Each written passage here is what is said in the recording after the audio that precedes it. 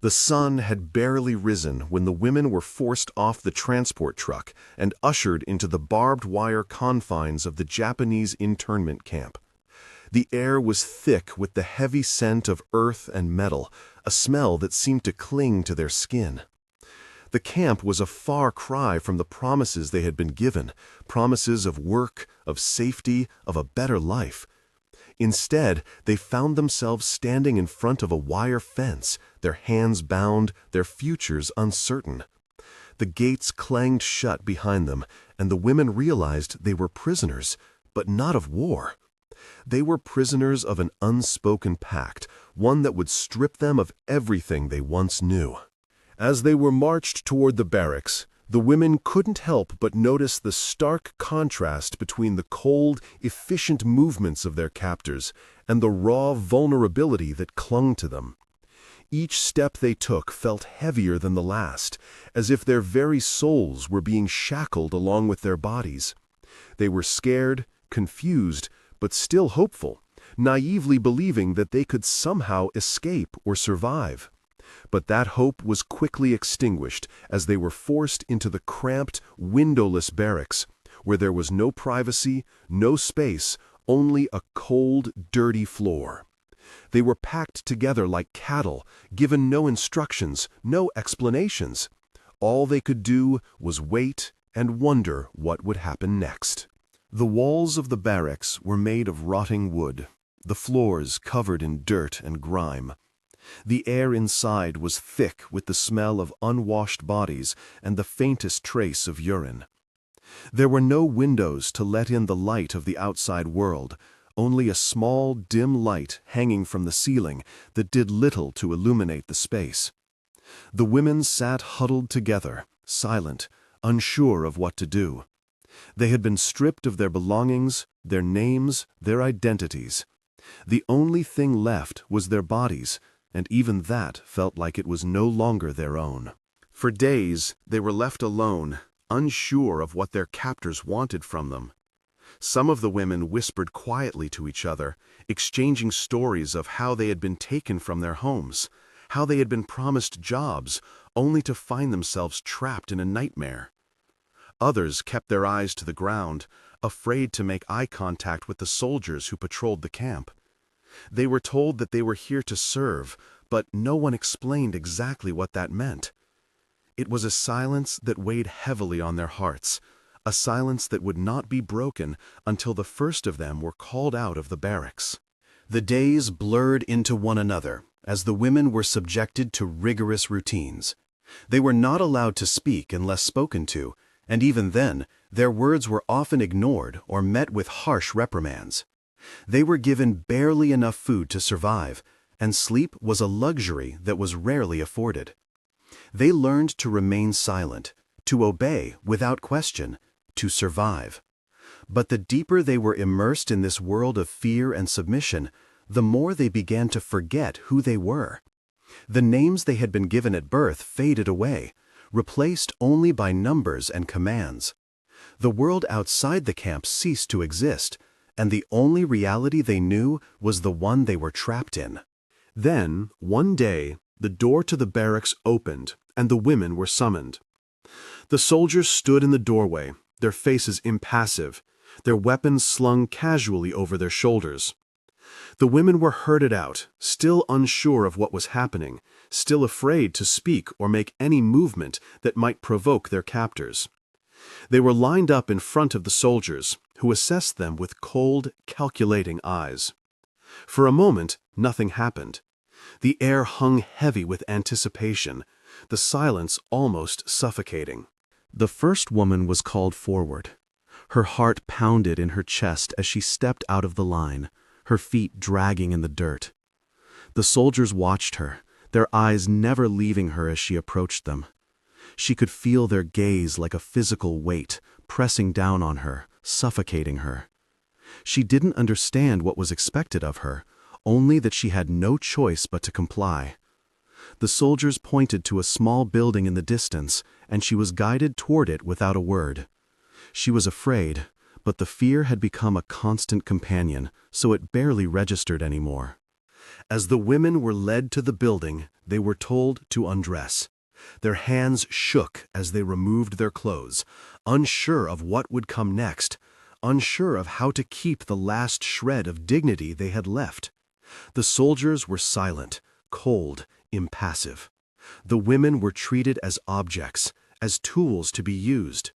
They were forced to perform the tasks set before them, each act more degrading than the last.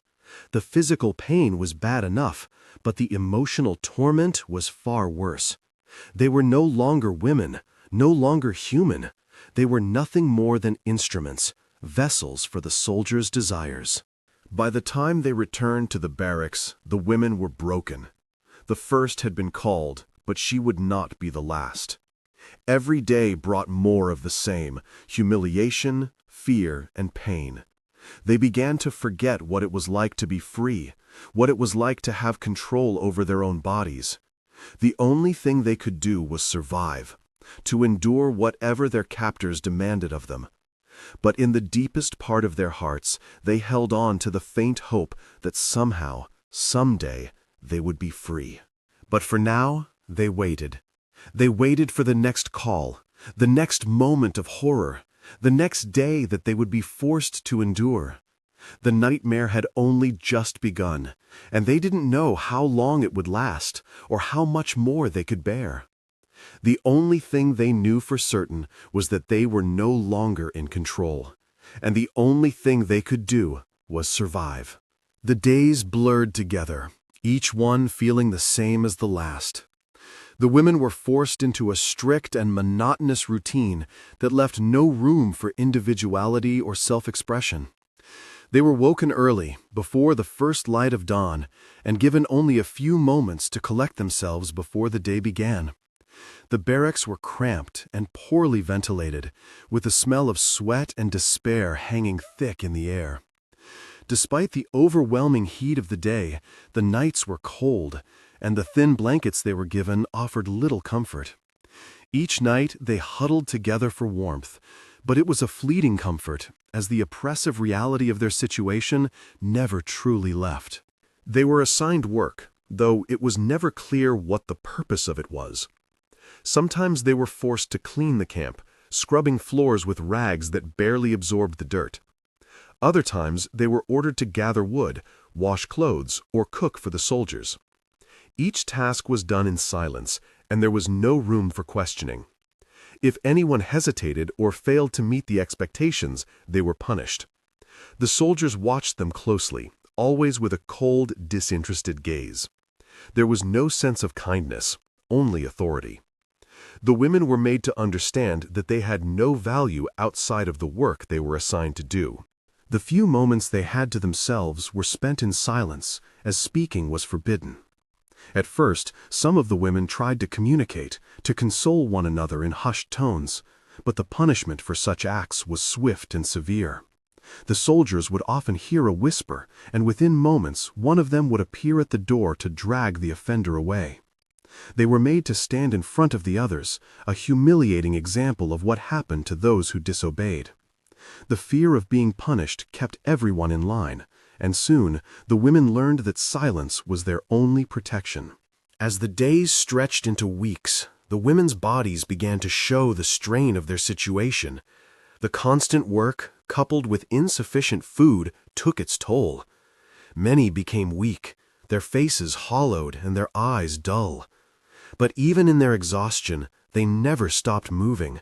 There was always something to do, something to clean, something to cook. They worked until their hands bled, their muscles ached, and their spirits cracked under the weight of the constant toil. Yet they learned to endure. It became second nature to push through the pain, to keep their heads down and do what was expected of them. For some women, adapting to this new life meant giving up.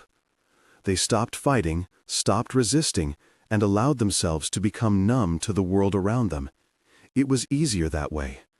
To hold on to their humanity meant suffering, and for many, suffering was no longer something they could bear. The more they adapted, the more their sense of self faded into the background. They learned to survive by becoming invisible. They no longer sought to escape or to fight for freedom. Instead, they simply existed from one day to the next. But even in this broken state, there were moments of defiance. A glance shared between two women, a small gesture of kindness, a whispered word of comfort. These small acts of resistance, though fleeting, reminded them that they were still human. But such moments were rare. They were quickly silenced by the harsh rules of the camp, and the women knew that any sign of rebellion could cost them dearly. Yet, in the depths of their hearts, these brief moments of connection were enough to keep the smallest flame of hope alive. As time passed, the women's bodies were slowly broken down by the harsh conditions of the camp. Their faces became gaunt, their clothes tattered, and their bodies thinner with each passing day. But it wasn't just their physical appearance that had changed. The psychological toll was far worse. They had been stripped of their identities, their cultures, their names. All they had left were numbers. They had become nothing more than faceless objects, tools to be used by their captors. They had no power, no voice, no way of fighting back. The camp had consumed them, and they had learned to accept their fate. In the rare moments when they were allowed to rest, the women would sit in silence, staring at the walls of the barracks, their minds drifting to distant memories of home. Some remembered the sound of their mother's voice, the smell of their father's cooking, the feel of the sun on their faces before they were taken. These memories were a bittersweet comfort, a reminder of what they had lost, and yet they also felt distant and unreachable. It was as if those memories belonged to someone else, someone who no longer existed. But even in the darkest moments, there were sparks of resilience. The women held on to the smallest fragments of their former lives, even if only in their minds. They dreamed of escape, of freedom, of a life beyond the walls of the camp. It wasn't much, but it was something to hold on to, and for some, that was enough to keep them going. The camp had broken them in many ways, but it had not taken away their will to survive. In the end, survival became the only goal. The women no longer dreamed of escaping or returning home. They simply wanted to make it through another day. Each day was a victory in itself, a small triumph over the despair that had taken root in their hearts. But they knew that their endurance came at a cost. They were no longer the women they had once been. They had been forged in the fire of suffering, and though they were still alive, they were no longer whole. They had adapted, but at what price? Through it all, the women remained in the camp, enduring the cruelty and silence that surrounded them. Each day bled into the next, and they learned to move through their lives with quiet, stoic acceptance. They had lost so much, but they had not lost everything. As long as they could still breathe, they would continue to fight, even if that fight was simply to survive another day. The days of forced labor continued without pause until the morning when the camp was shaken by the rumble of distant engines.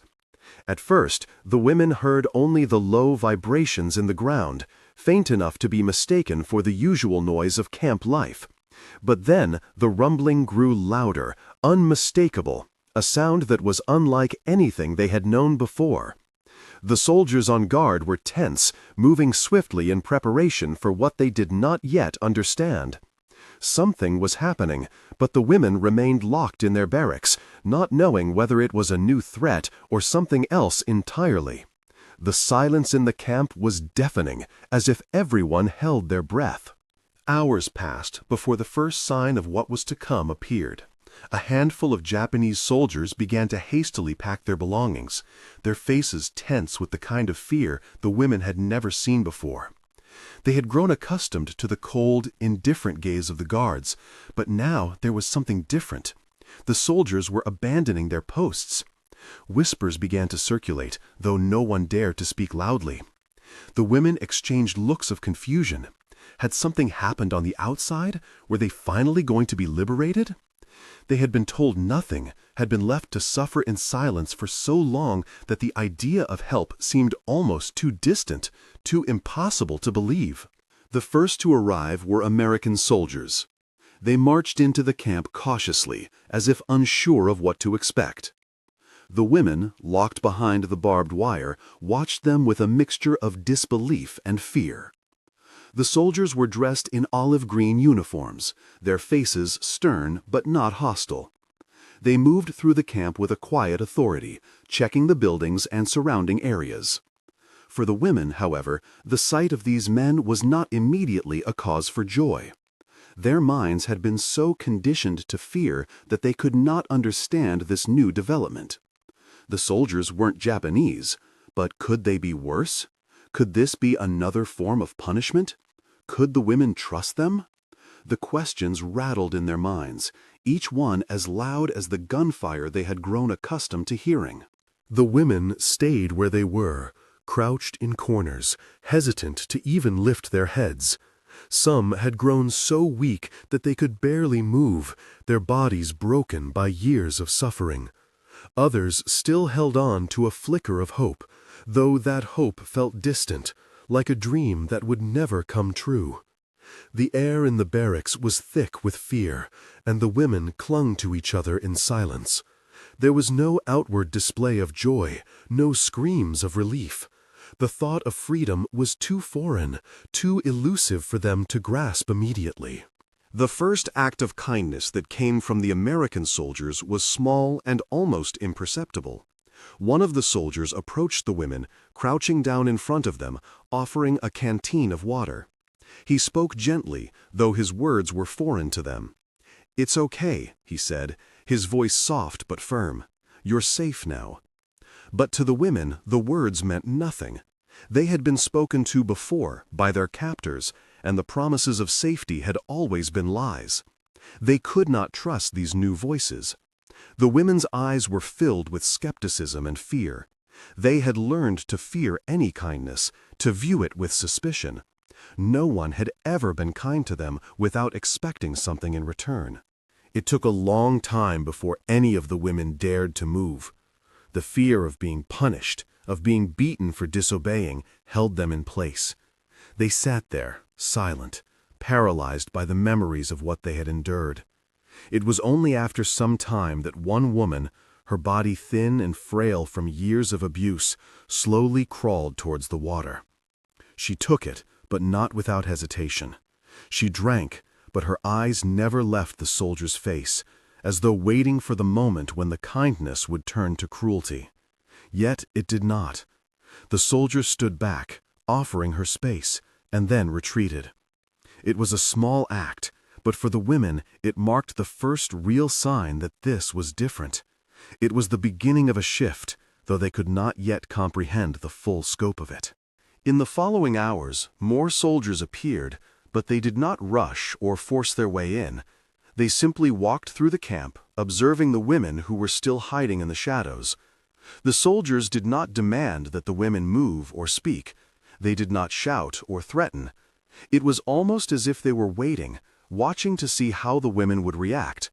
For the first time in a long while, the women were not subjected to commands. No one was telling them to work, to clean, to perform. They were allowed to sit in their silence, to process what had just happened. But the emotional damage, the years of fear and abuse, did not dissolve in an instant. Many of the women were too broken, too lost to accept the idea of safety. The scars of their trauma ran deep, and trust had been erased from their minds long ago. For them, this sudden change was as confusing as it was overwhelming. They didn't know if they could believe that this was real, that the nightmare of the past years was finally over. The first few interactions with the soldiers were met with silence, with fear. The women's instincts told them to retreat, to hide from this new reality. It wasn't until an American officer entered the barracks and, seeing the women's reluctance, paused and spoke softly that the barrier began to crack. "I'm sorry for everything you've been through," he said, his voice calm and regretful. He didn't demand anything from them. He simply acknowledged their suffering. The words were a balm, though they came too late. The women, still in shock, didn't know how to react. Tears began to form in their eyes, tears they hadn't shed in years. They didn't cry out loud, but there was a collective, quiet weeping that filled the space. It was a moment of healing, though it would take years for the wounds to truly begin to mend. For some, the apologies of the soldiers felt hollow, like words spoken in a dream. They had been promised so much in the past, and every promise had been broken. But even so, the act of speaking those words, of hearing someone acknowledge their pain, began to break down the walls they had built around themselves. It was the first step, however small, toward trusting again. They were still afraid, still unsure of what was to come, but they began to realize that their fate was no longer in the hands of their captors. The weight of their suffering had not disappeared, but for the first time in years, they could feel a small spark of something they thought had been lost forever: hope. The days following the first encounter with the American soldiers passed in a haze of uncertainty. The women still couldn't comprehend what had happened to them. They had been freed, yet their minds couldn't yet accept it. For years, they had lived in the darkness of captivity, and now, in the light of their liberation, they found themselves still trapped in the psychological chains of their trauma. The soldiers moved through the camp with a quiet presence, offering food, water, and blankets, but none of that could undo the years of suffering that the women had endured. Even with the basic needs met, there was no immediate relief. In the first few days, the women barely spoke to the soldiers. They were too afraid to trust anyone, even those who had promised to set them free. Some of them huddled together in the corners of the barracks, avoiding eye contact and resisting the food and water that were offered to them. Their bodies were thin and broken, and their spirits were even more fragile. The memories of the past years were still too fresh, too raw, and they couldn't bring themselves to accept kindness without questioning its motives. The soldiers, seeing the fear and reluctance in the women's eyes, did not push them. They gave them space, allowing them to come to terms with what had happened at their own pace. It was a delicate balance, offering help without overwhelming them. Some of the women would take small steps forward, cautiously accepting food or water, but there was still an overwhelming sense of distrust. They were conditioned to expect punishment, not kindness, and their minds couldn't yet process this new reality. For the first time in years, the women were given privacy. They were allowed to rest without the constant fear of being watched or used. The soldiers respected their need for space, but the trauma ran so deep that many women couldn't sleep. The quiet of the night felt alien to them, and the absence of commands and violence left a hollow silence that echoed through their minds. Some would lie awake for hours, staring at the ceiling, unable to escape the memories that haunted them. It wasn't just the physical wounds that needed healing. It was the psychological scars that were the most difficult to overcome. They had been conditioned to believe that their worth was tied to their bodies, that they were nothing more than tools to be used by the soldiers. Now, in the presence of the Americans, they had to relearn what it meant to be human again. They were no longer objects of abuse, but it would take time for them to internalize that truth. The very concept of dignity had been stripped away, and now it felt foreign to them. One of the soldiers, a woman named Captain Helen Morrison, tried to connect with the women on a more personal level. She was among the first to approach them, speaking softly, using a gentle tone as she offered medical help. She understood that the women's trauma was far deeper than just physical injury. It was a battle of the mind and soul. But no matter how carefully she approached, no matter how kind she was, the women recoiled. They had been taught to fear authority, to associate kindness with ulterior motives. Each small attempt at kindness was met with hesitation, as the women struggled to understand if they could truly trust anyone. It was not until one of the women, a fragile figure named Rosa, accepted a blanket that the first real breakthrough occurred. Rosa had been silent for days, her eyes distant, as if she were lost in a world of her own. But when the soldier draped the blanket over her shoulders, Rosa did not pull away. For the first time in a long while, she felt warmth, not just from the fabric, but from the simple gesture of care. It was a small step, but for Rosa it was monumental.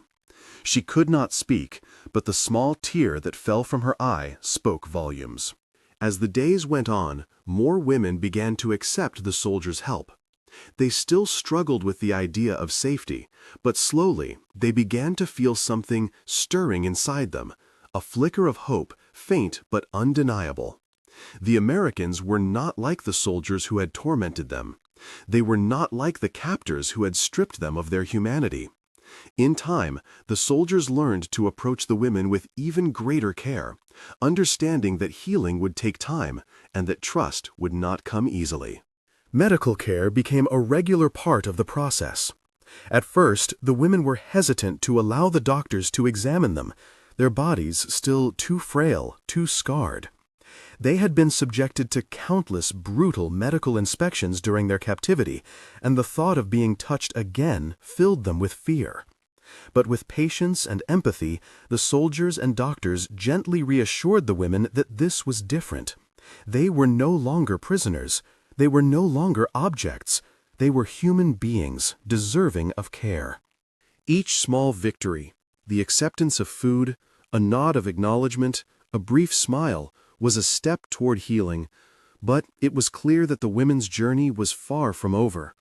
They were not free from their memories, and their bodies had been so scarred by years of abuse that full recovery would take time.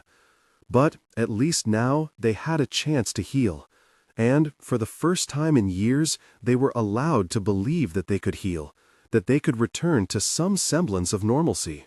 Though the physical wounds began to mend, the emotional scars remained.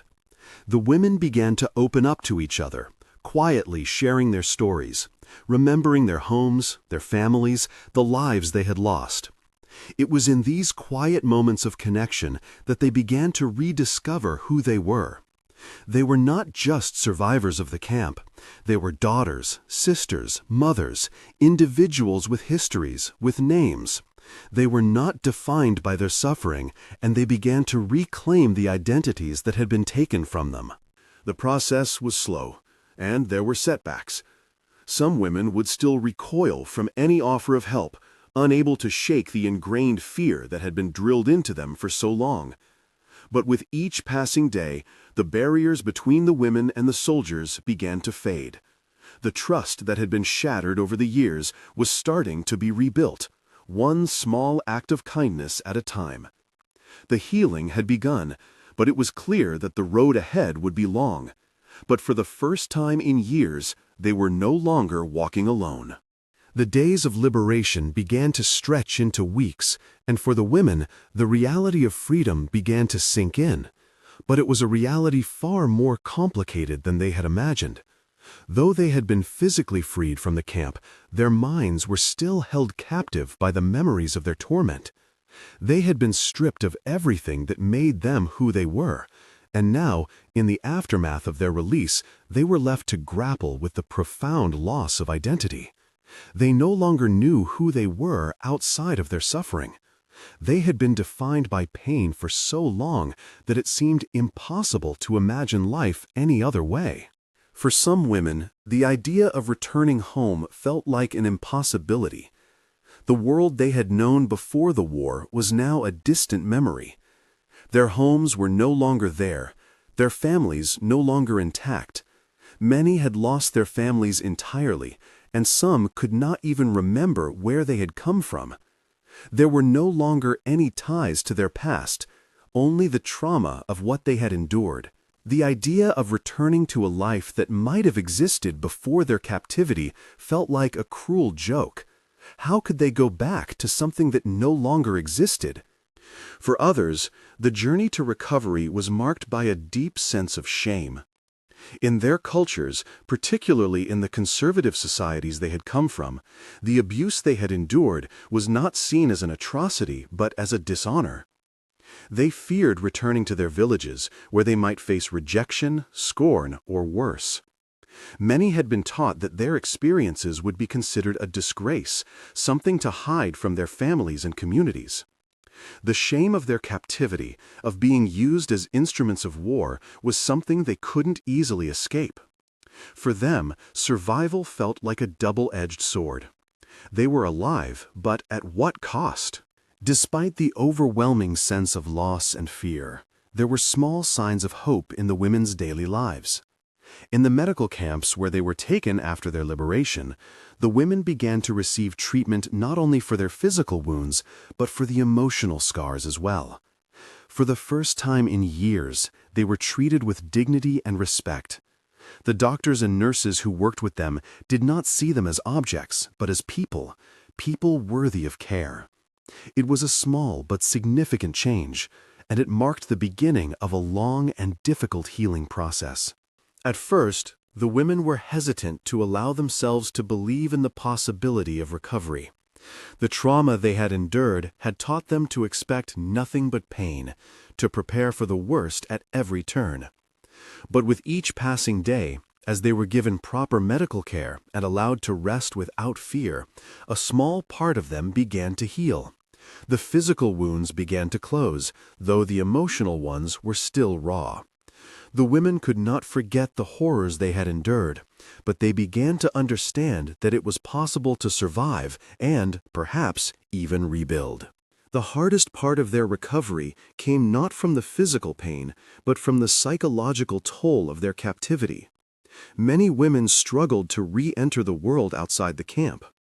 They had been deprived of so much for so long that they no longer knew how to function in a world that was not defined by fear. Simple tasks, speaking to others, expressing their needs, even walking freely, felt foreign to them.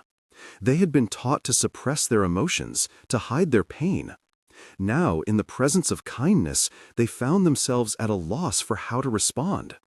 It wasn't just that they had forgotten how to live, it was that they had been forced to forget.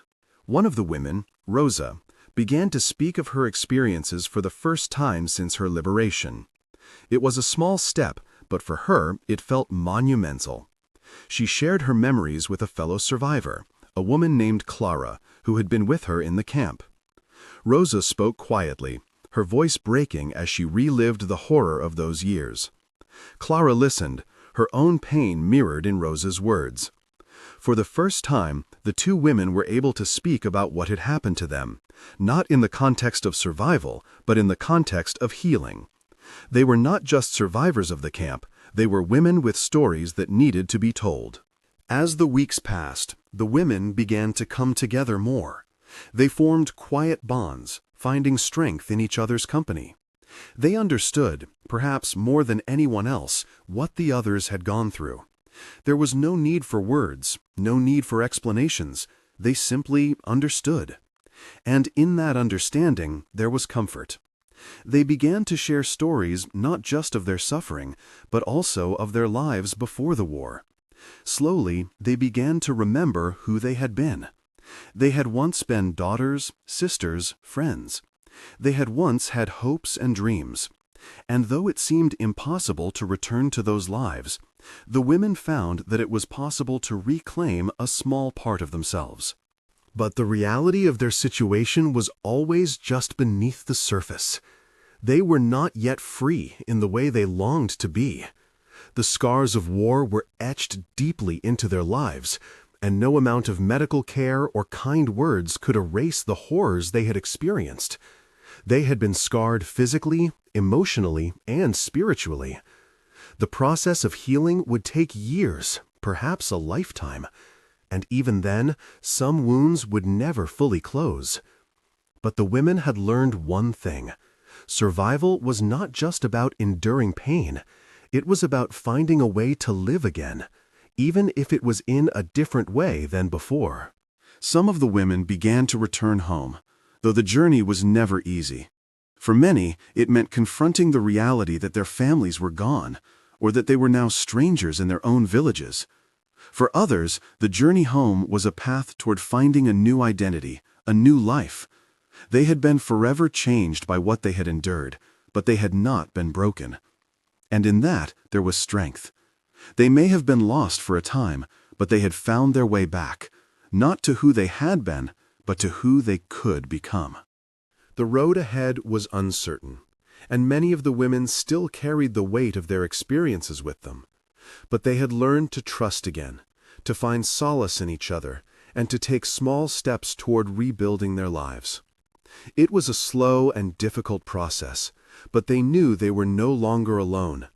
They had survived the darkest years of their lives, and now they were moving toward a future that, for the first time in years, seemed possible. As the months passed, the women who had survived the horrors of the camp began to piece together the fragments of their lives. It wasn't a return to normalcy. They couldn't go back to the world they once knew. The world outside had changed, and so had they. They had been broken and rebuilt in ways they had never imagined, and the idea of reclaiming their past lives seemed as foreign as the idea of living without fear. Yet, slowly, they started to understand that their survival was not just about continuing to breathe. It was about remembering who they were, even if the world around them no longer recognized them. The memories of their captivity had been buried deep within, hidden beneath layers of survival instinct and numbness. But with time, and in the safety of their new surroundings, these memories began to surface. It wasn't always easy to confront them. Sometimes the flood of images and sensations was overwhelming. The sounds of the soldiers' boots, the smell of the barracks, the feeling of the cold metal against their skin, it all came rushing back. But there were moments, brief and fleeting, when they could sit together and share those memories, not in the context of suffering, but as part of their story. They had lived through the worst, and now they had to remember so that they could begin to heal. Rosa, who had found the strength to speak about her past for the first time, began to help the others open up. She had always been the quiet one, the one who kept to herself, but the weight of her silence had become unbearable. She could no longer hold in the pain. So she began to speak, not for sympathy, but for understanding. She shared the story of how she had been taken, of the men who had used her, of the hopelessness she had felt in the darkness of the camp. Her voice trembled, but it was steady. She wasn't asking for pity. She was telling her story because it was hers to tell. Slowly, the others began to listen, and as they did, they started to find their own voices. It was in these moments of shared pain that the women began to rebuild a sense of community. They understood each other in ways that no one else could. They had all experienced the same fear, the same violence, the same silence. No one else could know what it felt like to be taken, to be stripped of identity and dignity. But here, in the quiet of their new lives, they could be seen, they could be heard. They weren't just victims, they were survivors, and their stories mattered. In the years that followed their liberation, the women who had been freed from the camp began to seek justice, but it was not a simple process. For many, it felt like a battle they couldn't win. The world had moved on, and the trauma they had experienced was often dismissed or overlooked. Some of the women tried to return to their homes, but for many, it was too painful. Their families were gone, or they had been replaced by strangers who didn't understand their pain. The shame that had felt during their captivity lingered, and for some, it was easier to remain silent than to speak out about what had happened. They had been taught to be ashamed of their suffering, to keep it hidden. The idea of speaking publicly about their experiences felt like another form of betrayal. But for others, the need to be heard was too great. They began to speak out, not just for themselves, but for the countless others who had been silenced. They wanted to be seen, to be acknowledged. They wanted the world to understand that what had happened to them was not an isolated incident. It was part of a system, a network of exploitation and violence that had affected thousands of women. Their testimonies became the backbone of an international movement, one that sought justice and accountability for wartime sexual violence. It was a long, slow fight, But they were no longer alone. They had found strength in each other, and together they demanded that their stories be told. Their voices, once silenced by fear, now echoed in courtrooms, in interviews, and in the halls of international organizations. The term comfort women became known worldwide, and the women's stories were no longer invisible. They were no longer just victims. They were women who had survived unimaginable horrors and who were now demanding recognition. Their pain had been acknowledged, but it was not enough. They wanted more. They wanted justice, not just for themselves, but for every woman who had suffered in silence. In the years that followed, the survivors of the comfort stations became symbols of resilience. They were not defined by the horrors they had endured, but by the strength they had shown in the face of unimaginable suffering. Their stories were painful, but they were also powerful. They showed the world that survival was not just about existing. It was about reclaiming your dignity, your voice, and your right to be heard.